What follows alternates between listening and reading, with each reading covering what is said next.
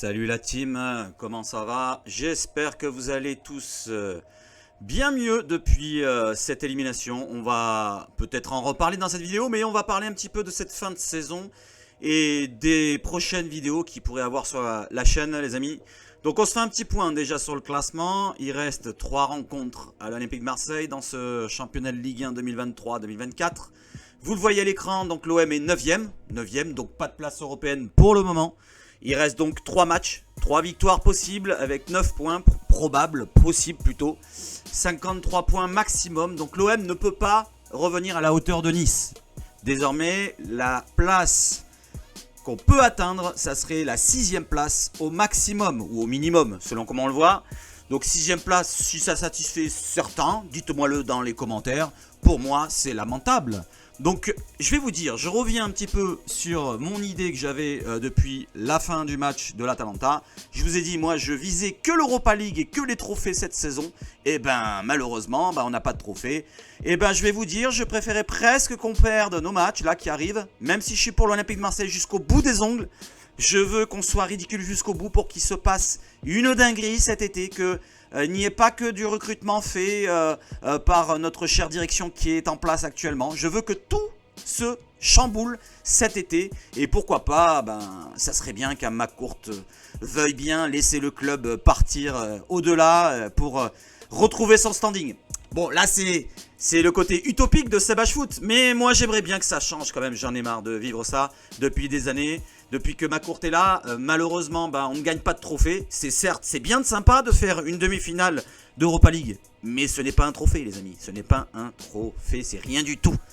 Allez, donc le classement, vous le voyez à l'écran, donc faites-vous votre propre avis si vous avez envie de suivre la fin de championnat.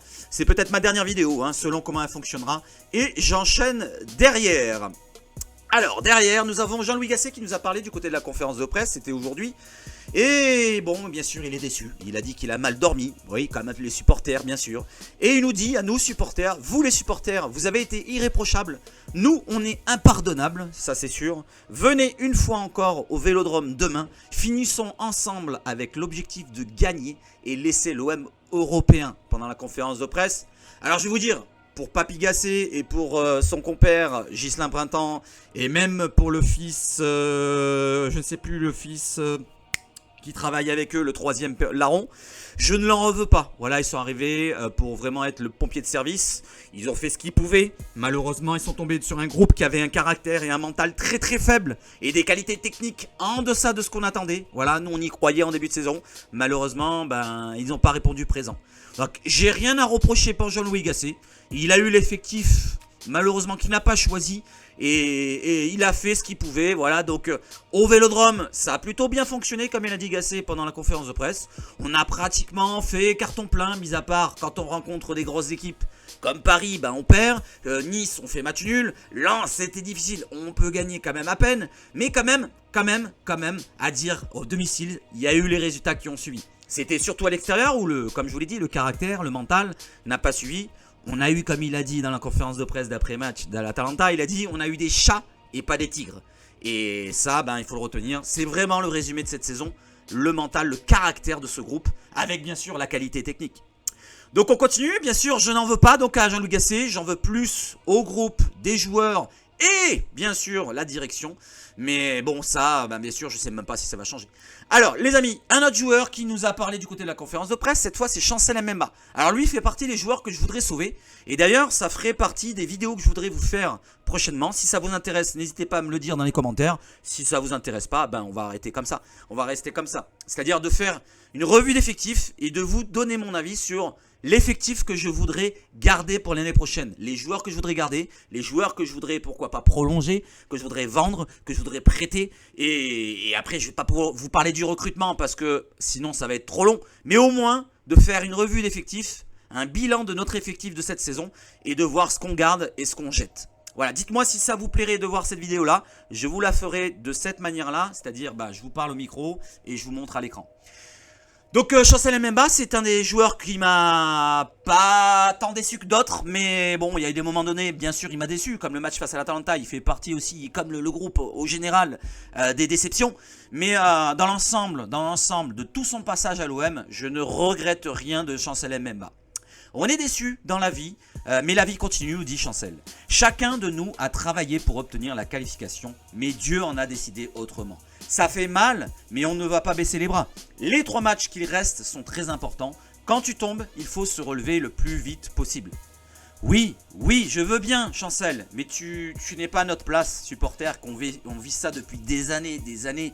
Ça fait des dizaines d'années, je vais vous dire. Mis à part la période Didier Deschamps, voilà, où on a gagné des trophées, entre 93 jusqu'à maintenant, on est toujours à espérer gagner des trophées. Moi, je vous parle de gagner des trophées. Je veux bien faire des parcours européens, je veux bien avoir des sensations, mais au bout d'un moment, il faut arriver au bout. Voilà, donc c'est une sensation avec un goût amer au bout de la saison. Vous voyez ce que je veux dire? Ce parcours européen, on aura vécu de belles soirées, certes, mais à la fin de la saison, est-ce que vous êtes satisfait d'avoir perdu en demi-finale lamentablement? Oui, je veux bien qu'on est en dessous. On était en dessous de l'Atalanta, mais au moins qu'ils se battent sur le terrain. Donc, comme je vous l'ai dit, j'en veux à toute l'équipe. J'en veux aussi à la direction d'avoir construit ce groupe-là de faiblards, de techniquement, de qualitativement, quantitativement aussi, et mentalement, et caractère, comme je le rajoute. Donc merci à Chancel pour sa saison, espérons qu'il reste, il lui reste 1 an de contrat l'année prochaine, il a parlé de son avenir, il a dit qu'il me reste 1 année de contrat, on verra, comme il a souvent tendance à parler de Dieu, il a dit on verra, si Dieu veut, je resterai encore, et on verra bien la suite pour Chancel et Mbemba. Je continue maintenant, on va partir sur la direction. Donc les dirigeants espèrent nommer le nouvel entraîneur d'ici la fin du mois de mai. Leur proposition à Paulo Fonseca, qu'on a parlé hier, permettrait au technicien portugais de quasiment doubler son salaire actuel à Lille. Il touche environ 200 000 si je ne me trompe pas, donc 400 000 proposés à l'entraîneur portugais. En plus d'avoir une grande latitude dans le projet, c'est-à-dire il aura un regard sur le mercato, il aura un regard sur la construction d'effectifs. Alors ça c'est bien de le dire, mais est-ce que c'est pas encore, comme je vous l'ai dit hier, une petite pilule pour nous faire passer, une petite crème sur notre anus, voilà, qui a bien été boursouflée pendant cette saison, toute la saison complète, où on s'est bien fait enfiler, avec tous ces mensonges qui ont été dits toute la saison, que ce soit par la direction, par certains groupes de supporters, je ne vais pas citer lesquels. Vous vous en souvenez de cette bataille où Pablo Longoria avait amené son pote Iriondo qui pleurait dans le coin de la pièce en faisant son interview du côté de la Provence. Tout ça, c'est un ensemble de la saison où ça a été dégueulasse. Depuis la gestion estivale, où tout a été foiré, que ce soit dans le mercato, le choix du coach, et tout ce qui va avec pour la préparation physique de la pré-saison, où tu dois reprendre avant, au lieu de reprendre 2-3 semaines avant le match contre le Pana. Tout a été mal géré cette saison. Et maintenant, on essaye de faire passer la pilule en nous disant « Ouais, mais vous inquiétez pas, il y a Paulo Fonseca qui va arriver. On a un coach qui est plaisant en Ligue 1. Il s'appelle Paulo Fonseca. Vous inquiétez pas, il va venir. On lui a proposé un double de salaire et il aura un regard sur le mercato. » Mais moi, je vais vous dire, si McCourt reste là, alors si bien sûr McCourt reste là et que derrière, il a un investisseur qui apporte dans le budget, bien sûr, extérieur pour l'instant qu'on ne connaît pas, je veux bien qu'il reste. Mais il faudra investir, les amis. Il faudra investir plus que dans le passé. Déjà qu'il a eu beaucoup d'investissements à mettre sur la table. Notre cher Pablito, il a investi 300 millions sur 3 ans. Et vu le résultat que ça donne, je pense que maintenant il faudra viser plus haut. Ça ne sera pas 300 millions en 3 ans, mais plutôt 150, voire 250, voire 300 millions en 1 an. Voilà les amis, c'est ce qu'il faut mettre en place. Voilà, faut pas se leurrer les amis. Il va falloir investir et réinvestir par derrière. Parce que vu comment en plus on vend nos joueurs et les meilleurs qu'on vend, on n'arrivera pas à recruter d'excellents joueurs avec le peu d'argent qu'on recrute, qu'on récolte du transfert qu'on vend. Voilà, donc on a récupéré aussi, à noter, certains 100 balles, voilà, ils relayent une information. On a récolté 18 millions, wouhou, de l'Europa League, c'est super, ça pourra permettre de payer un petit peu le salaire d'Aubameyang et de Kondogbia combinés. Voilà où on en est à l'Olympique de Marseille. Allez, je continue avec l'information de Paulo Fonseca. Apparemment, Paulo Fonseca aurait démenti l'information. Ce qui est sorti hier, ce n'est pas vrai, nous dit Paulo Fonseca.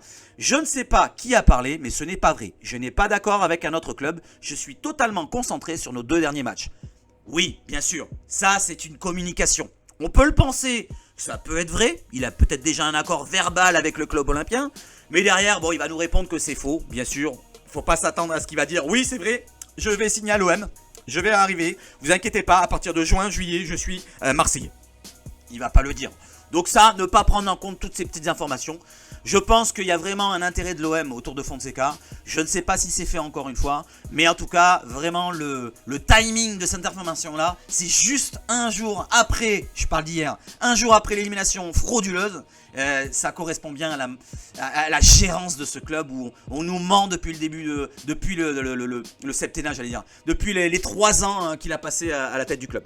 Allez, je continue les amis. Et cette fois, on va parler d'un joueur, bon... Je vais revenir encore sur NDI. Gasset en a parlé d'NDI, il nous a dit c'est le collectif qui est touché. Pas juste un joueur. Ce n'est pas un joueur qui a manqué une occasion. Il faut que chacun réagisse et ait cette colère en lui après avoir été insuffisant dans un match comme celui-là. Alors je veux bien, je suis d'accord avec lui Gasset, faut pas que tomber sur NDI. Mais le scénario de la rencontre, on est tellement à la ramasse toute la rencontre et on a une occasion qui a été donnée par l'adversaire. Enfin, donnée, c'est une belle balle en profondeur. Je crois que c'est Klos, je crois qu'il la met en profondeur pour NDI. NDI passe devant son défenseur, Jim City. Il passe devant lui, il arrive à 20 mètres du but.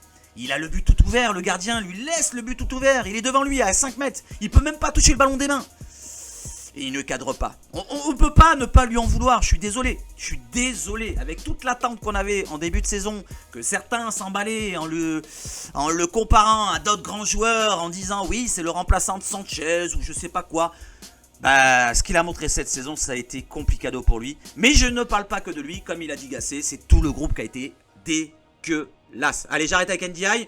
On en parlera dans le bilan que je vous ferai dans les vidéos si vous êtes intéressés. N'hésitez pas à me dire si vous êtes intéressés.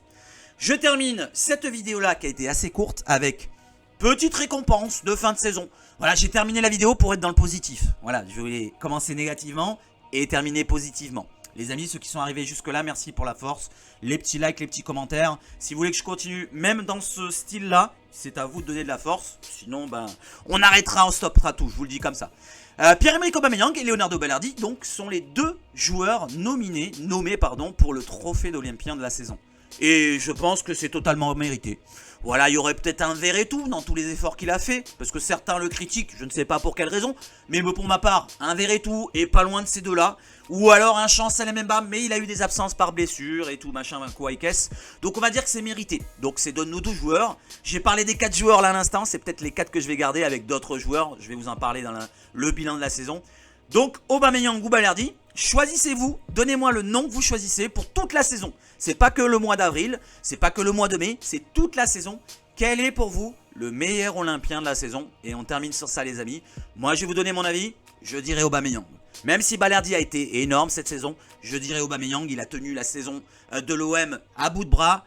À partir du mois d'octobre, novembre, où il a commencé à émerger, à enchaîner, à enquiller les buts, les passes décisives, c'est lui qui nous a tenus à bout de bras, que ce soit en Europa League, que ce soit en Ligue 1. S'il n'était pas là, je le répète encore une fois, la 10e ou la 15e fois, si Aubameyang n'était pas là, je ne sais pas où on serait. Je ne sais pas où on serait. Le classement de 9e actuellement, je ne sais pas si ça serait pas plutôt 12, 13, 14, 15 et peut-être même à la lutte au maintien les amis. Dites-vous bien ça, on serait peut-être à la lutte au maintien. Si les autres sont pas capables de marquer des buts quand il n'y en a pas de gardien au but, n'est-ce pas NDI?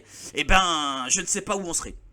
Voilà les amis, je vous souhaite de passer une excellente soirée pour ceux qui regardent ce soir. Sinon, on se retrouve la prochaine vidéo. Si ça vous intéresse les amis, like, partage, commentaire et vive le foot chez Sabach Foot. Et surtout, allez l'OM!